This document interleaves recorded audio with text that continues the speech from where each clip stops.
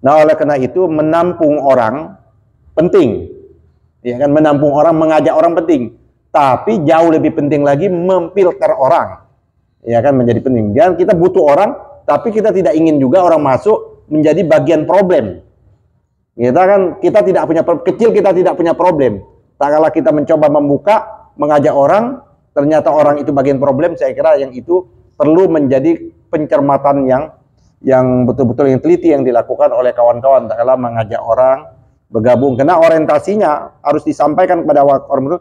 Orientasi kalau mau masuk Masumi itu bukan orientasi mengejar jabatan, mengejar menjadi anggota DPRD atau dan sebagainya, mengejar jadi wali kota, bupati, bukan itu orientasi utama kita. Walaupun itu adalah bagian dari dampak kerja-kerja politik kita, itu nggak bisa kita pungkiri. Kerja-kerja politik itu berdampak. Apakah kita menjadi anggota legislatif atau menjadi eksekutif atau jabatan-jabatan, itu adalah akibat dari kerja-kerja politik kita. Tapi itu bukannya utama. Yang utama kita adalah bagaimana mengkonsolidasi kekuatan umat ini untuk menegakkan amar ma'ruf nahi mungkar di negara Republik Indonesia ini. Itu absah. Itu menjadi keabsahan. Kerugian, nah kalau kita boleh mengklaim, kerugian Republik ini, kenapa politik kita sekarang transaksional, kelama politik kita berbiaya tinggi ini, karena lamanya mati Masumi itu tidak bangkit. Ya, andai Masumi itu terus-menerus, saya kira pemahaman orang terhadap politik itu menjadi lebih memadai. Kan tidak boleh pembiayaan partai itu dititipkan kepada satu orang. Kalau dititipkan kepada satu orang, dua orang, tiga orang, itu akan menjadi potensi orang itulah yang menguasai partai itu, dan itu bukan karakternya Masumi. Masumi bukan karakter sikap politik Masumi seperti itu, bahwa kolegial itu menjadi yang bersama. Assalamualaikum warahmatullahi wabarakatuh. Yang saya hormati tentu yang pertama adalah Kakanda Ketua Majelis Syuro Partai Masumi yang hari ini kayaknya lebih lengkap nih, yaitu Bang Abdullah Hemahwa, Bang Abbas Sekretaris Majelis Syuro, Ustadz Taufikur Rahman anggota Majelis Syuro, Ustadz Adnin, Wakil Sekretaris Majelis Syuro, ya kan. Alhamdulillah saya juga hadir, tidak hanya saya sebagai unsur DPP, alhamdulillah Wakil Ketua Umum kita hadir, yaitu Adinda Zulkifli Ali, ya. Ada Zulkifli, ada Tengku dari Aceh. Pertama-tama tentunya kami atas nama DPP, ya, atas nama pengurus pusat mengucapkan mohon maaf lahir batin, minal aidin wal faizin. Mudah-mudahan kita insya Allah dan tentunya pada bulan Syawal ini kita semakin meningkatkan ketakwaan kita, karena sebagaimana doa kita, ibadah syam itu kan di akhirnya adalah agar kita menjadi takwa, ya kan, menyempurnakan nilai-nilai ketakwaan itu, dan insya Allah kita tingkatkan terus di bulan Syawal ini. Dan mudah-mudahan kita juga melaksanakan Syam Syawal ini. Tentunya pertama mengucapkan terima kasih dan apresiasi yang tinggi lah kepada kawan-kawan Depok, ya, yang selalu menjadi garda terdepan memulai kegiatan ini. Dan sepengetahuan saya yang baru memulai gerakan Syawal ini, melakukan halal bihalal ini di PD Kota Depok, ya. DPW Sumatera Barat insya Allah itu di dalam merencanakan tanggal 4 Mei yang akan datang, tapi kena satu lain hal, karena beberapa yang akan hadir dari pengurus DPP tidak bisa pada tanggal-tanggal tersebut, maka kita minta tunda. Dan insya Allah pengurus pusat juga dalam waktu dekat ini akan mengadakan halal bihalal juga di DPP. Apakah nanti Sabtu yang akan datang, ya, akan kita adakan, atau nanti apa, nanti kita tinggal koordinasi aja. Jambi juga ini. Jambi, alhamdulillah Jambi, artinya ada aktivitas seperti itu. Saudara-saudara yang tidak kalah penting, saya kira dalam halal bihalal sekaligus dalam rangkaian kegiatan kita ini, tapi yang lebih utama, pertama dan utama, tidak hanya kita ketemu karena kita sudah lama terpisah dalam beberapa bulan ini, sejak satu Syawal sejak hari raya, baru kali ini kita ketemu, mungkin sesama pengurus di DPD Kota Depok juga, tapi adalah yang paling utama itu bagaimana langkah-langkah kita ke depan ini. Tadi sebagaimana dikemukakan oleh Ketua DPD, bagaimana sikap Partai Masyumi ini setelah berakhirnya proses yang namanya elektoral ini. Bahwa saya sudah menyatakan sikap kita, ini sikap saya, lalu belum sikap partai, bahwa kita akan terus berjuang, ya kan? Kita tidak terpengaruh, karena kita juga tidak berlomba-lomba untuk menjadi bagian dari koalisi. Nah, oleh karena itu kita ingin menyatakan sebagai kekuatan di luar. Masyumi ini akan menyatakan kekuatan yang baik itu di luar parlemen maupun mungkin nanti di luar pemerintahan. Karena kita sah sebagai partai politik untuk terus punya kewajiban konstitusional kita untuk menagih paling tidak janji-janji yang telah dikemukakan oleh Presiden di dalam kampanye-kampanyenya. Kita akan tagih janjinya, termasuk makan siang gratis, ya kan? Tidak menaikkan ini, tidak menaikkan itu, naik gaji dan sebagainya, kita tagih. Ya, walaupun berdasarkan data-data ekonomi, tadi saya bicara panjang lebar dengan salah satu pakar ekonomi, kelihatannya bulan Mei Juni ini sudah mulai naik BBM. Ya, listrik akan naik, BBM akan naik. Yang lucunya masyarakat sudah merespon. Ini saya dapat ini faktual di lapangan. Bang, katanya, biarkan bang yang kemarin yang pilih-pilih, nanti kalau makan gratis yang nggak jadi, karena isyarat makan gratis nggak jadi ini sudah disampaikan oleh mantan gubernur Bank Indonesia, dan itu kakak iparnya Prabowo, Billy Johandono ya, dan dia menyatakan jauh lebih penting makan gratis daripada membangun IKN, seperti itu. Artinya ada persoalan dana anggaran negara ini yang menjadi skala prioritas. Nah, kawan-kawan apalagi di Indonesia Timur dan sebagainya, saya kemarin nyetel kalau memang nanti makan gratis tidak jadi naik listrik, maka jangan salahkan nanti pemerintah akan memberikan jawaban dengan yang namanya goyang gemoy. Jawabannya dengan jawaban gemoy dari omong.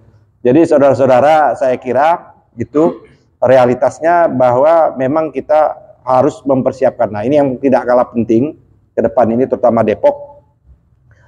Waktu 5 tahun itu tidak lama. Kalau kita hitung, kita nggak boleh lagi terlena model kayak kemarin. Kita bekerja akhirnya 24 jam ya untuk mendekati persyaratan untuk menjadi peserta pemilu. Walaupun kita mengetahui bahwa pemilu itu bukan sasaran utama partai politik. Jadi bukan inti partai politik itu pemilu, tapi pemilu itu adalah salah satu kegiatan politik yang harus dilakukan oleh partai politik. Tapi bukan satu-satunya kegiatan partai politik itu pemilu. Nah, oleh karena itu, karena pemilu kita masih lama 5 tahun, kegiatan politik kita tetap harus kita lakukan. Apa kegiatan politik kita lakukan itu mulai berjenjang. Di PP mungkin kegiatan politiknya melakukan, mengkritisi sikap-sikap politik pemerintah dan sebagainya, tentu dengan pandangan-pandangan dan nalar yang rasional, nalar yang logis yang dikeluarkan oleh DPP, wilayah, ya kan, juga kabupaten juga nanti partnernya kan pemerintah kota kabupaten yang harus mensikapi kritis juga apa yang terjadi seperti itu. Yang kedua, kita terus-menerus harus melakukan konsolidasi. Pemenahan jaringan partai itu menjadi penting. Kalau kemarin kita kena keburu-buru dalam rangka rekrutmen, menempatkan posisi-posisi, baik itu pengurus DPC, pengurus ranting, maka ke depannya tidak boleh lagi. Maka kita harus menyiapkan betul keanggotaan kita dan sebagainya. DPP juga akan, pengurus pusat akan mencari formula-formula bentuk bagaimana data yang ada pada kita ini terus kita kawinkan atau kita gabungkan dengan data yang baru, baik data kepengurusan maupun data keanggotaan. Kami sudah punya database PP itu, mana daerah-daerah yang rawan, yang menjadi skala prioritas, yang harus segera dibenahi, mana daerah-daerah yang cukup didorong, ya kan, seperti itu. Jadi 5 tahun ke depan ini tidak dekat. Nah, oleh karena kita kemarin sibuk di Pilpres, dan yang di Pilpres itu tidak hanya kita berhubungan, berkomunikasi dengan para relawan. Relawan ini sebentar lagi akan mengalami kekecewaan juga.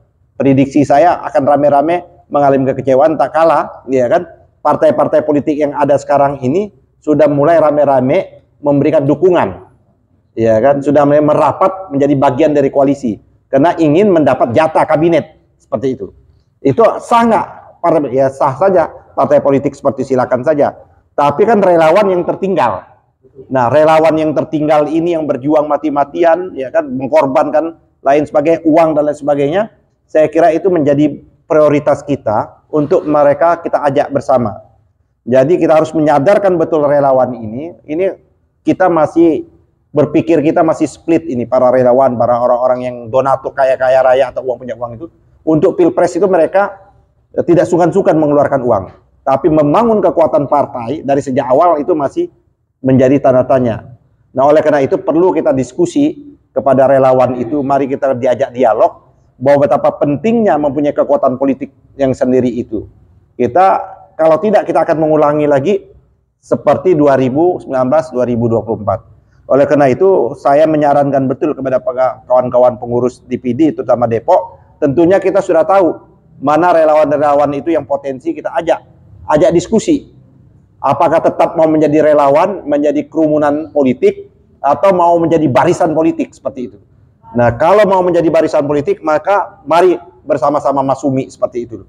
Mari kita tampung, ya kan? Mari kita ajak, mari kita berjuang 5 tahun ini dalam rangka tentu menyabarkan apa yang kita inginkan, yang coba kita titipkan melalui pasangan Anies dan Muhaimin kemarin. Nah, sekarang mari kita ngambil langkah-langkah itu. Jadi penting betul menurut saya kawan-kawan DPD, DPW untuk mengambil langkah-langkah yang strategis, taktis strategis. Begitu juga kami di PP seperti itu. Nah, oleh karena itu menampung orang penting. Ya kan, menampung orang, mengajak orang penting. Tapi jauh lebih penting lagi memfilter orang.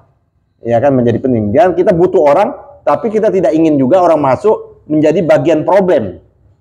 Kita tidak punya kecil, kita tidak punya problem.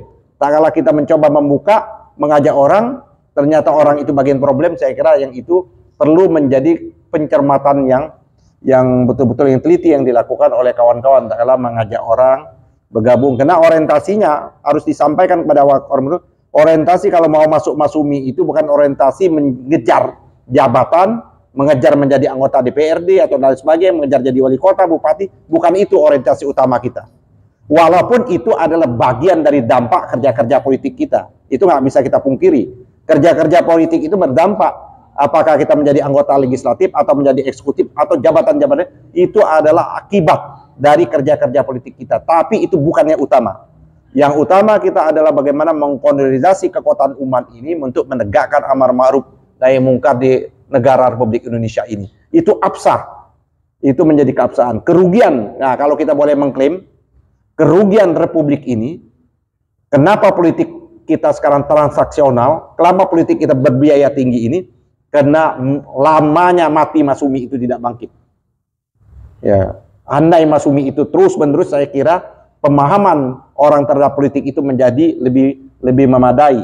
Partai politik yang selama ini ada tidak pernah melakukan edukasi politik, tidak pernah melakukan pendidikan politik, sehingga akhirnya masyarakat kita tersesat di jalan politik itu sendiri. Sehingga dia hanya dibutuhkan pada waktu 5 tahun sekali, pada waktu pencoblosan, setelah itu dilupakan. Hanya gara-gara diberikan uang 300.000, 500.000, atau mungkin 1 juta rupiah yang disebut money politik. Oleh karena itu, tugas utama kita melakukan yang namanya kaderisasi politik. Kawan-kawan DPD sebanyak-banyaklah melakukan yang namanya dauro. Terus menerus itu. Ajak dauro. Semua orang ajak lakukan latihan-latihan politik. DPP akan mengambil pola yang lain nanti. Kita akan membuka sekolah politik, ya kan, sekaligus namanya kader inti masumi itu. Betul-betul kita akan lakukan, karena ini adalah bagian dari cita-cita dan impian saya, terutama personal seperti itu. Nah, oleh karena itu, DPD lakukanlah dauro 1, dauro 2, dan sebagainya. Nanti DPP mengambil yang lain. Jadi nanti peserta KIM itu tidak lagi kayak model-model kayak kemarin, yang harusnya menjadi peserta dauro, dia lompat menjadi peserta KIM seperti itu. KIM ini udah sifatnya kalau di negara ini modal kayak Lemhanas.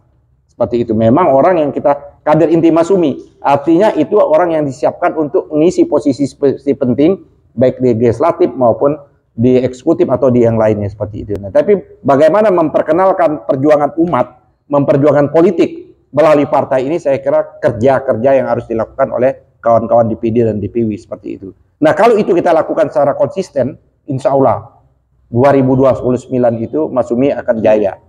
Tapi kalau kita tidak melakukan itu, maka kita membuang-buang waktu.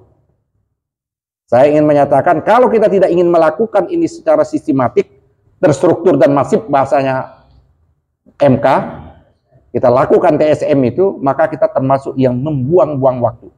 Ya kan, membuang-buang umur. Walaupun itu ada juga nilai pahalanya. Ya kan, ada yang tidak ada perbuatan yang tidak apa-apa. Tapi menurut saya membuang. Oleh karena itu kita betul-betul harus serius bekerja, terstruktur, sistematis dan masif betul untuk mengkonsolidasi partai ini, mengkonsolidasi kekuatan kita menjadi kehadirannya betul-betul akan dirasakan oleh bangsa, negara dan umat itu sendiri. Oleh karena itu kita nggak boleh lengah lagi. Mulai hari ini saya kira mari kita bekerja dengan sungguh-sungguh, karena kita bekerja sungguh-sungguh juga belum tentu menghasilkan kan hampir secara duniawi. Apalagi kita tidak bekerja sungguh-sungguh seperti itu. Jadi seperti bagaimana sikap Mas Umi? Nanti silakan nanti Majelis Syuro, karena itu adalah polisi Majelis Syuro, saya kira. Bagaimana sikap Mas Umi terhadap capres-capres kita ini? Ya kan, andai capres-capres kita ini, kalau bahasanya Mas Anies itu tidak kuat menjadi oposisi, ya kan gitu. Tidak kuat menjadi oposisi, dia masuk dalam kabinet, ya. Itu nanti biarlah wilayahnya Bang Abbas, wilayahnya Bang Abdullah, Ustadz Anin untuk mengomentari itu. Saya hanya ingin bekerja saja untuk mengkonsolidasi partai ini. Tapi paling tidak menurut saya tugas elektoral kita, tugas konstitusional elektoral kita telah selesai kemarin per tanggal 22 April 2024. Tugas kita selesai sebagai partai politik yang mengusung Anies Rashid Baswedan dengan Mohaimin. Sekarang tugas konstitusional kita lain ada dalam rangka ke partai kita ini. Saya kira itu yang ingin saya sampaikan dan terima kasih kepada DPD Depok, ya kan, yang menurut saya salah satu DPD yang telah bekerja cukup banyak. Saya kira Allah lah mencatat, ya kan, kerja-kerja keras kawan-kawan DPD ini sebagai amal-amal kita, sebagai itihad politik kita. Insya Allah mudah-mudahan DPD Depok ini akan semakin jaya, semakin maju. Tempat ini luar biasa. Kalau tempat ini juga kita tidak gunakan semaksimal mungkin, jangan sampai kita kupur nikmat juga. Luar biasa ini tempat ini, mungkin satu-satunya DPD yang besar. Ada tempat di sini 2, ada tempat sana. Bang Abbas nanti katanya sudah telepon-telepon mau menjadi supli beras, mungkin di sana buat kantor untuk beras kan, untuk menghidupkan partai. Karena kita pembiayaan partai itu penting. Kan tidak boleh pembiayaan partai itu dititipkan kepada satu orang. Kalau dititipkan kepada 1 orang, 2 orang, 3 orang, itu akan menjadi potensi orang itulah yang menguasai partai itu, dan itu bukan karakternya Mas Umi. Mas Umi bukan karakter sikap politik Mas Umi seperti itu, bahwa kolegial itu menjadi yang bersama. Terima kasih sekali lagi, andai kepanjangan, mohon maaf. Bila taufiq wal hidayah, wassalamualaikum warahmatullahi wabarakatuh.